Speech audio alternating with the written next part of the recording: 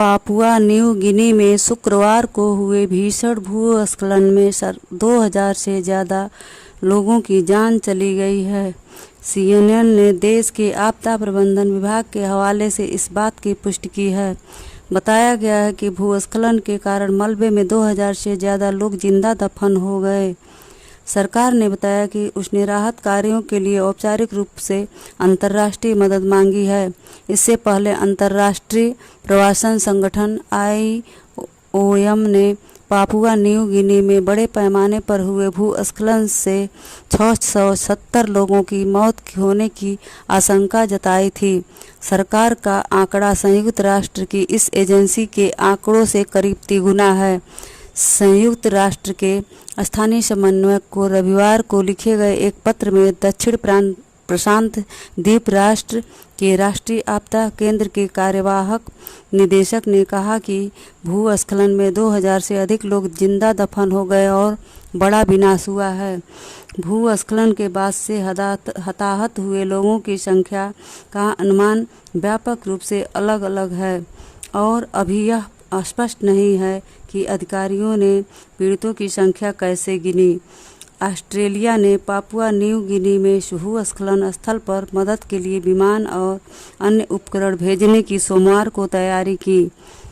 Papua New Guinea के पहाड़ी इलाकों में रात भर हुई बारिश के बाद यह आशंका पैदा हो गई है कि जिस कई टन मलबे में सैकड़ों ग्रामीण दबे हैं वह खतरनाक रूप से अस्थिर हो सकता है। ऑस्ट्रेलिया रक्षा मंत्री रिचर्ड मार्श ने मीडिया के हवाले से कहा है कि उनके अधिकारी शुक्रवार से पापुआ न्यू गिनी के अपने समकक्षों के साथ बात कर रहे हैं। देश की राजधानी पोर्ट मोरेस्बी से लगभग 600 किलोमीटर दूर उत्तर पश्चिम में एंगा प्रांत में शुक्रवार को भूस्खलन हुआ था। इस भूस्खलन में मारे गए 6 लोगों के शव बरामद हुए हैं। UN के न्यू गिनी की सरकार की तरफ से लिखे गए पत्र में बताया गया है कि कम से कम 2000 लोग जिंदा दफन हो गए।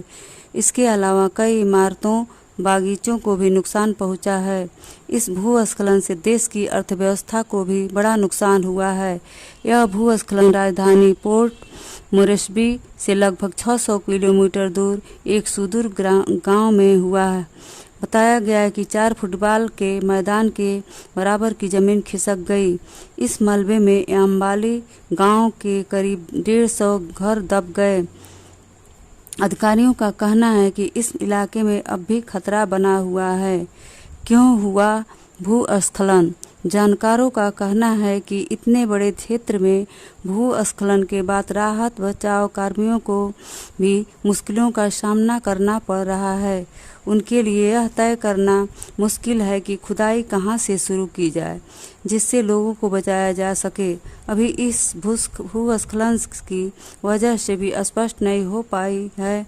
कई जानकारों का कहना है कि इसके पीछे भूकंप वजह हो सकता है। वहीं जिस इलाके में भूस्खलन हुआ है वहां बारिश भी खूब होती है। ज़्यादा बारिश को भी इसकी वजह बताया जा रहा है। जानकारों का कहना है कि हो सकता है ज़्यादा बारिश की वजह से कटाव हुआ हो और उसकी वजह से पहाड़ी की ज़मीन खिसक गई हो।